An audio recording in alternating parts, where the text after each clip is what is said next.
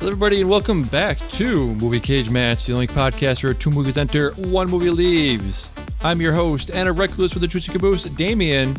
This week, our combatants are two historical dramas, Lincoln and Darkest Hour. Helping me to decide the fate of these two films, we have everyone's favorite troglodyte, Philistine. And to my left, we have a woman of lethal cunning. It's me, it's Carrie. Introducing first. We here highly resolve that these dead shall not have died in vain, that this nation under God shall have a new birth of freedom, that government... Weighing in at 150 minutes, we have the 2012 Steven Spielberg-directed Lincoln.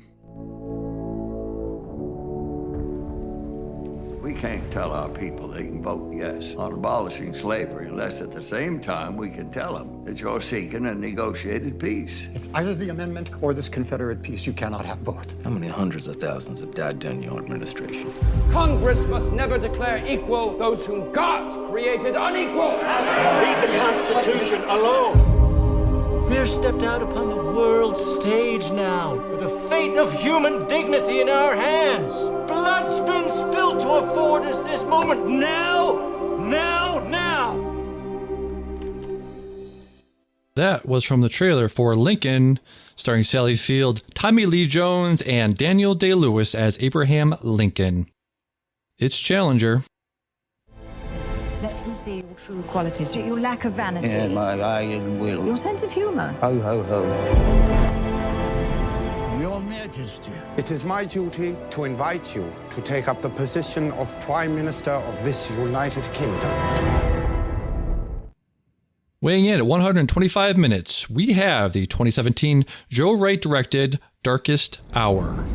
The Germans have encircled 60 British and French divisions. We are looking at a collapse of Western Europe within the next few days. How long have they got if we don't rescue them? Maybe 2 days. We would need a miracle to get our men out. You have the full weight of the world on your shoulders. We're facing certain defeat on land, the annihilation of our army, and imminent invasion. We must negotiate peace talks. When will the lesson be learned? You cannot reason with a tiger when your head is in its mouth! Nonsense. The only slippery slope. Would you stop it? That was from the trailer for Darkest Hour, starring Lily James, Kristen Scott Thomas, and Gary Oldman as Winston Churchill. Right into the show, bicycle@gmail.com, bicycle on Twitter, subscribe on iTunes, Stitcher, Google Play, rate and review on Apple iTunes. What is up, ladies and gentlemen? Hey, man. You know, just chilling. How are you? Doing pretty good, pretty good. How was your time with these two movies? My time with these two movies was enjoyable. Yes? I am a fan of the history pieces, so I enjoyed both of these and enjoyed, after watching, going back and then reading up on both of these historical figures as well. Now, this was your first time... Connoisseur of knowledge, if you will. This is your first time watching Darkest Hour, your second time watching Lincoln, correct? Yes. I believe so. Yeah, that is true. I remember when I talked about... We saw Lincoln in the theaters back in 2012 and haven't watched it again until now. Yeah. Did you like it more or less or about the same? Probably about the same. I really enjoyed it in the theaters, and I enjoyed it again second time around. Nice. All right, so let me get to questions here. So, what did you guys think had the best hair? A lot of hair in these movies, a lot of costuming. Who do you think had the better hair, Lincoln or Churchill? Lincoln, yes, right? Lincoln's hair was on point. Churchill have hair? I can't even remember. Not much. It's, you like the Costanza hair, girl. Yeah. Going back to this Lincoln, we have a fairly famous actor that was in this movie for a few minutes, right? Mr. Adam Driver. now famous Adam Driver. Yes. I could tell it was him just from his silhouette. Yep. Yeah. You didn't think there was going to be a bigger nose on screen than good old Daniel Day-Lewis Lincoln, but hey, there comes Driver. Yep. Shall I send a telegram, sir, with my nose? Beep, beep, beep, beep, beep, beep, beep, beep. Yeah, he was hitting the button with his schnoz. Yep. So let's get to best lead actor. What do you guys think? Gary Oldman or Daniel Day-Lewis? Daniel Day-Lewis. Daniel, hands down. Okay. All right. I mean, I have more to say about this if you would allow me go to ahead. continue. You're so indulged. Go ahead. I did enjoy The Darkest Hour, but I don't think it lived up to the hype. Like there was a lot. It was nominated for quite a few Oscars, right? And didn't Gary Oldman win for Best Actor? He did, yes. Over Timothy Chalamet and Call Me by Your Name. Oh, come on! Oh boy! Come on! Timothy Chalamet was so much better in Call Me by Your Name. Like, I don't even think it was close. Maybe I'm a little biased, but that is what I think.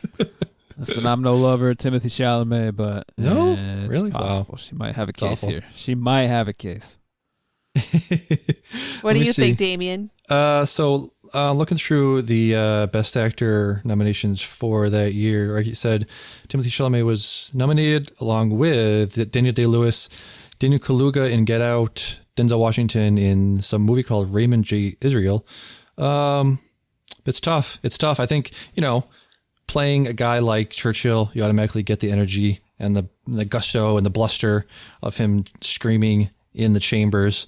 Daniel Day-Lewis, his Lincoln was very, reserved, had very quiet moments. His voice was sort of quieter, but, I don't know. I would have to go with, like you said, Daniel Day-Lewis.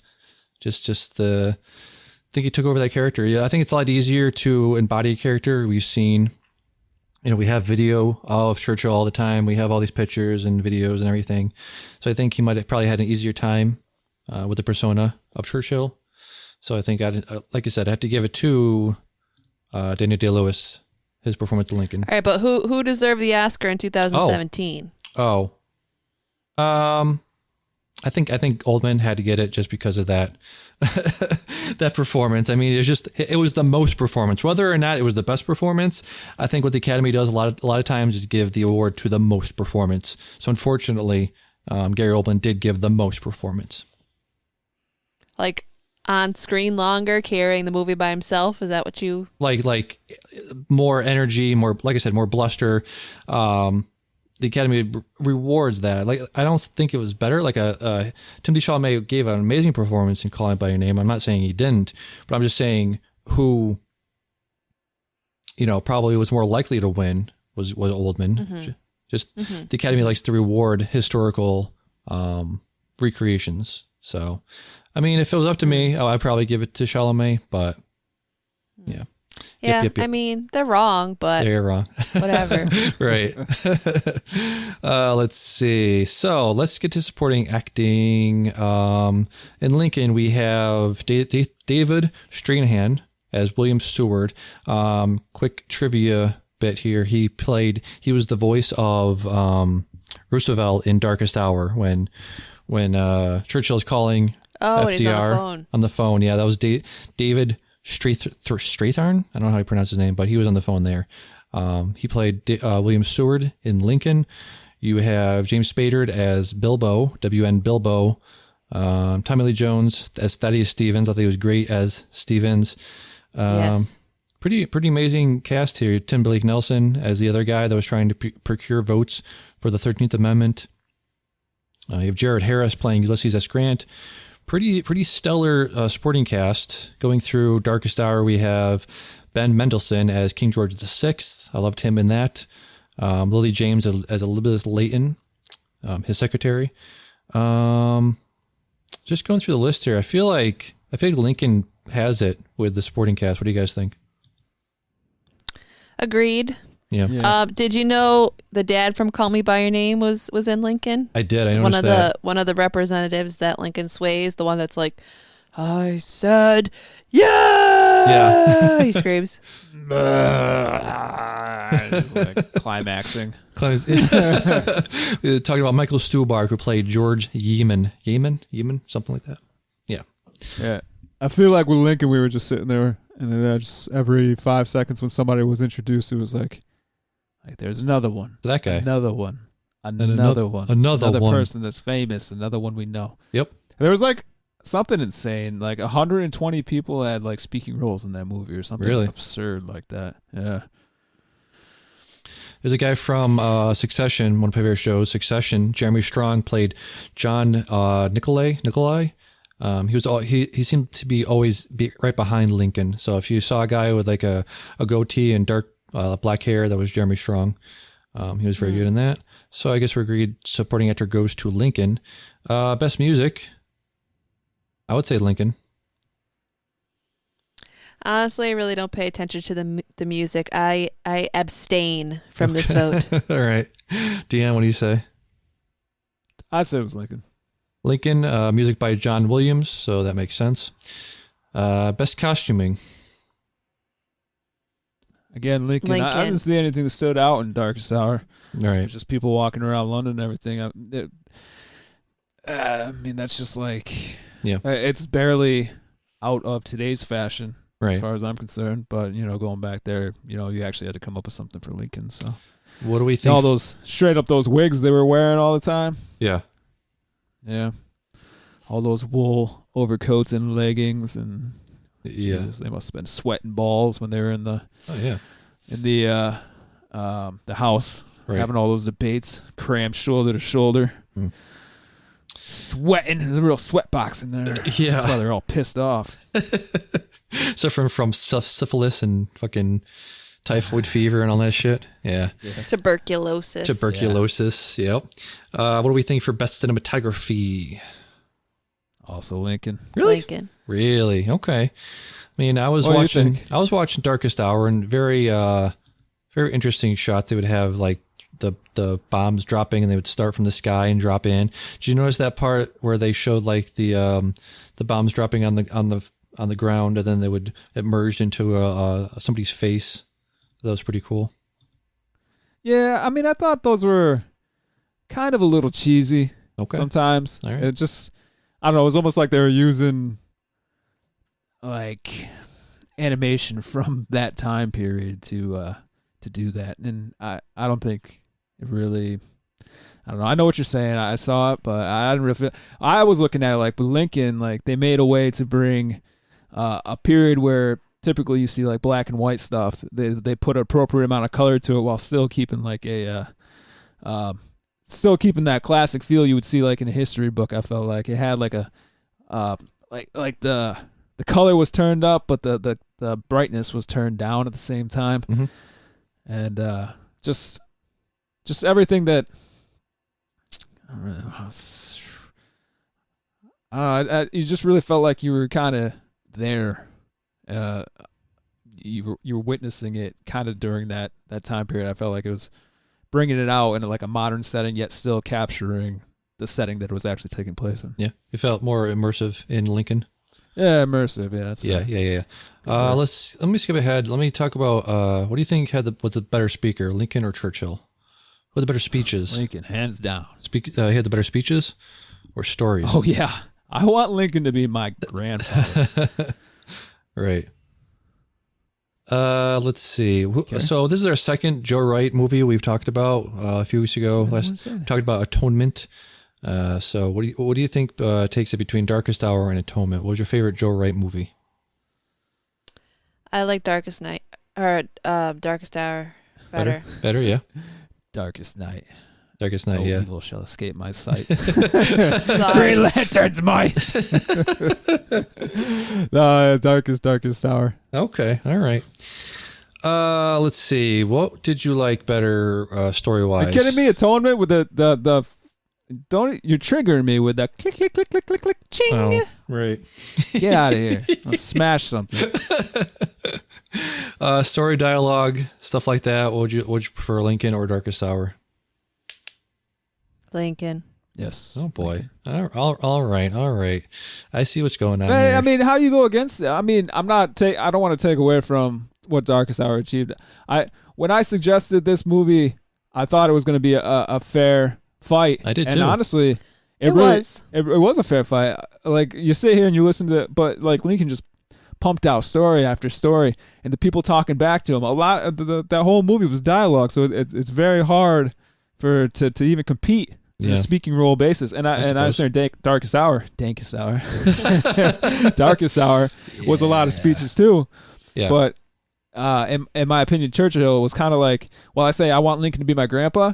Churchill can be my grandfather too, but he's gonna be like my second favorite, you know? Like, I'll go spend the summer with Lincoln, but, you know, I'll spend a weekend with Churchill, you know?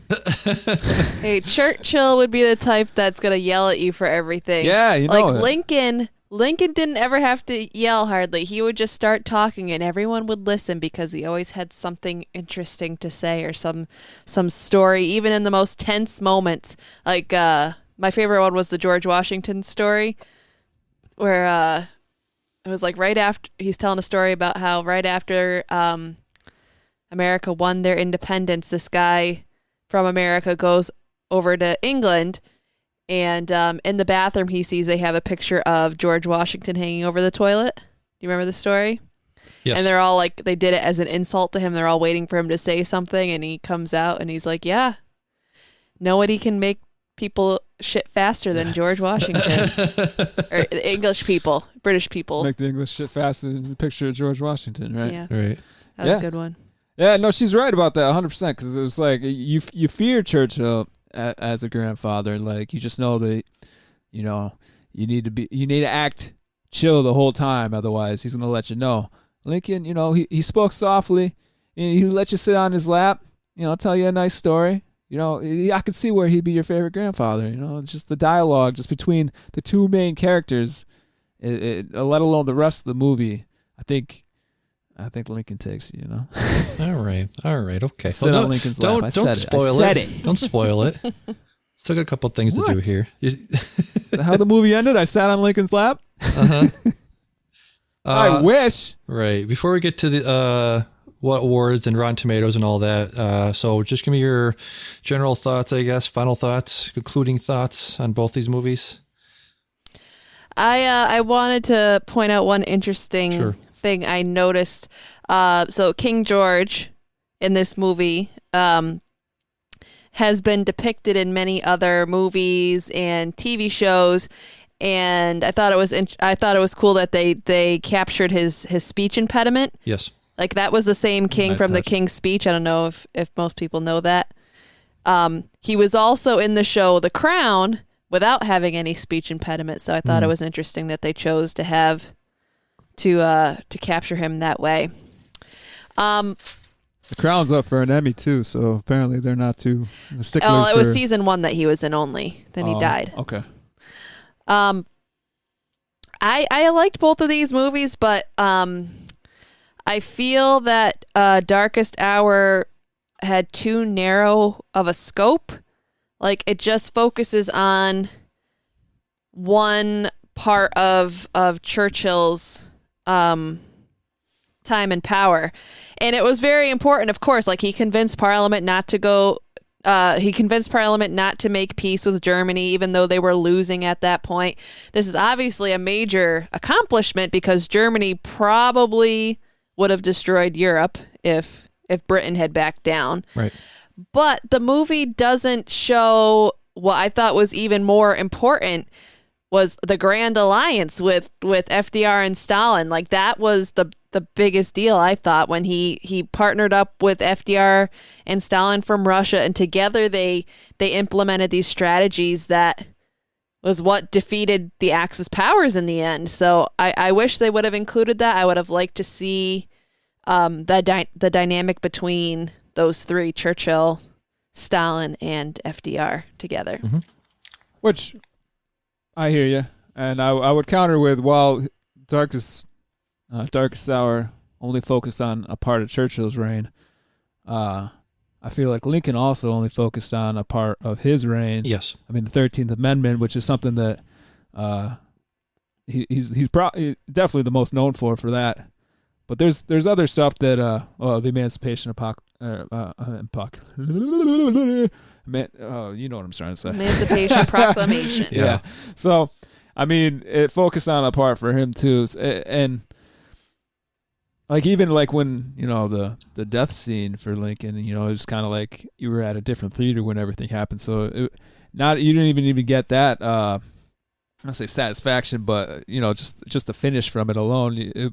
Just saying that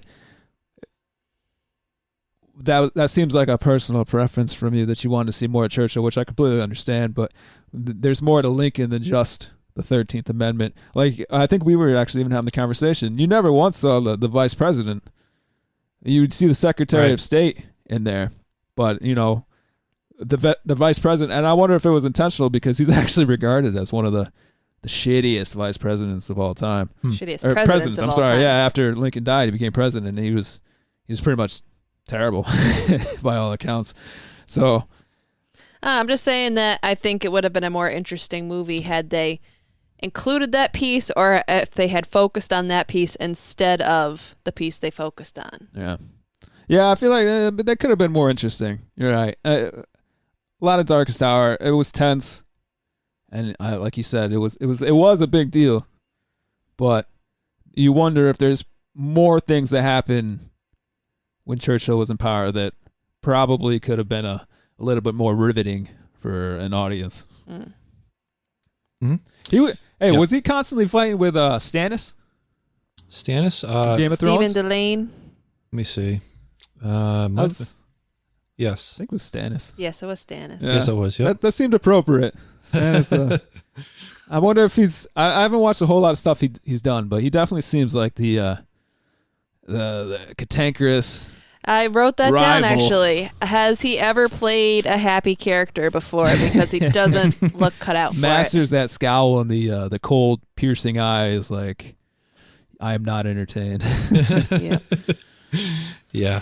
Well, I did learn some things from Lincoln. Like most people know that he was the one that pushed for the 13th Amendment, but I never realized how close the vote was and how much, like how hard they had to work to get that passed, and how they did it before they readmitted the southern states. Like, it makes sense now. They had to get it done then before the southern states were readmitted, because if they voted, they never would have passed it. Right.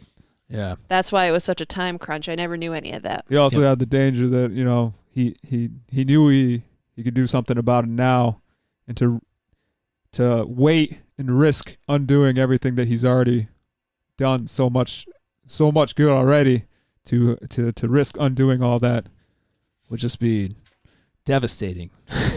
Yeah. And as she's reading the 13th Amendment, because I watched the documentary 13th about the modern day repercussions from the wording of the 13th Amendment, it says, slavery, it will not be allowed in the continental United States except under the circumstances of somebody being jailed. For punishment, it's still allowed. And we're still dealing with the repercussions of that, because you see so many felons and people in jail being used for, very cheap labor, things like that. A lot of our clothing and construction are done through the jail labor force, and you see the majority of the firefighters in California are convicts. I don't know if most people know that, but that's what they use for that. So, and even that, it was like a stepping stone, because you go even further than that. It said slavery wouldn't be allowed unless for punishment, jail and such, and convicted by a jury of their peers and stuff like that, and you're still seeing, like, you would see in mostly, not say movies, but history beyond that is that a lot of black people never even got fair trials half the time, right? More than half the time. Yep. And you just see the loophole. I know he meant well, but you don't know if he. I don't know. It's hard to believe that he would be completely ignorant to it, but I mean, because he seemed like a very sharp man. But you got to understand, like, not everybody was going to be on board with that, and it's like, all right, well, now a black person has the ability to be tried, but if still there's so many people that don't like black people, you can see already where there's going to be like, shit, I guess I could have worded that a lot better. Yeah, well, I mean, he had to be strategic so it would be passed. He had to be very, very well, careful. they were saying that too, because it was just like, give them the right to vote, and they were like, whoa. Let's just get them free. Yeah, we didn't say anything about that. Like, make them totally equal. So even the people that were voting for the good stuff still had their reservations about giving them complete equality. Right. So before we figure out who won here, let me go through and talk about the awards and money and all that. So, like you said, Lincoln took home Best Actor for Lincoln, went to Daniel Day-Lewis. It also won for Best Production Design. Let's see, Darkest Hour, Gary Oldman won for Best Actor. Also won for Best Makeup and Hair Styling. Lincoln has a 89% tomato meter reading among critics, 81% audience score. Darkest Hour has a 84% tomato meter reading and a 82% audience score. Lincoln made $275 million worldwide as opposed to Darkest Hour, which made $150 million. So with that, Carrie, what's your choice, Lincoln or Darkest Hour? My choice is Lincoln. Dion? I am the president of great movie decision making, clothed in immense power, and you will procure me these votes to say that Lincoln was the better movie.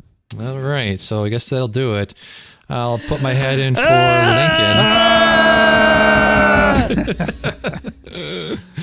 Daddy, that's what did you say? You didn't say your vote. I did. Lincoln. I'll put in for Lincoln. It's fine. Oh, okay, cool. Yes. I'm sorry I missed that. Sure. A Yeah. unanimous decision. Unanimous? This never First time happens. ever? No, Knives Out was Knives Out, unanimous. okay. Yes. Yeah, Go ahead. The one thing I didn't mention about the movie, I really, really enjoyed the all those debates in the House and everything when the sides going at it. I wish it was more like that. You see It's these like things WWE these days. mixed with politics. Yeah, like what was the let me get that quote that Thaddeus Stevens had. Remember when he was just like saying how he was asking him, do you think they're equal or black people are equal to you? And when he was just like, he just gets into like promo cutting form. He was like, how can I hold that all men are created equal when before stands the moral carcass of the gentleman from Ohio? And he was just like spitting like, proof that some men are inferior, endowed by their maker with dim wits, impermeable to reason with cold palate slime in their veins instead of hot blood. You are more reptile than man, George, so low and flat that the foot of man is incapable of crushing you, brother. Like that's the stuff that I wish you could see in like a debate or something. Or you watching this stuff on C-SPAN, it's like, oh wow, this is riveting stuff. But like back then, it's just like you said something someone didn't like, and half the room stands up, and then even after the thing got passed, and they're throwing stuff in the air. And I understand it's for a movie, but he's like walking out, and then like everyone behind him is just like coming together, like waves crashing together, like getting in each other's faces, like. He's like, oh, you didn't vote for that. Well, you voted for that. And he's like, shoot me dead. And he's like, I vote yay. Some great stuff. I don't know. Great stuff. Great and stuff. Churchill had a little bit of that too in Darkest Hour. But it was a lot more, that's kind of what I'm talking. The British people are more restrained. Yeah. They do their battles more in like behind closed doors, but they had like that whole they're in the room and they're having the trials, and some people are like, Churchill had his speeches and but it just didn't it wasn't as fun, if I'm allowed to use fun in a word to describe like trying to get the 13th Amendment passed. Parliamentary process. But it was just enjoyable to watch, just the battles they would fight with each other. Indeed. So that will do it for this week's Cage match, movie cage match. Dion, will you please do me the honor of spinning that wheel? Tell us and the fans what we can expect in 2 weeks. Yeah, I'll do that. Here we go. Got it up. It's spinning. Oh boy. Oh, you skipped it. Oh, Thriller. Dun, dun, dun, dun, dun, dun, dun, dun. So, yeah, that could mean you're so close to superhero, man. So close. one day you'll get it. Yeah, Thriller. I'm gonna see how I can squeeze in what is it? Benjamin Button. Trying to figure out how I can squeeze in the Curious Cage of Benjamin Button into the Thriller category. But I will do it. You will watch Benjamin Button one of these days. It will happen. What is Benjamin Button? What would you, a drama? It is a romance. It is a goddamn incredible, timeless romance. Beautiful romance. Well, there's a sci-fi romance. There's a chunk. It's a drama. I got drama tile next to the romance tile. So you have like a I don't know. It's a pretty big chunk to maybe land on sometime. Okay, yeah, someday. You got maybe. a 1/8 chance of nailing it in one shot, as opposed to a 16th. All right. Math. Yeah, so come back in 2 weeks for I didn't pick Thriller. No math movie. Huh? I didn't pick a math movie. Yeah. So come back in 2 weeks for the Thriller in Manila. Thriller movies. There you go. That's a good one too. Yeah, I like that. So for movie cage match, I've been Damien. I've been Dion. And Carrie. We'll see you next time. Bye-bye.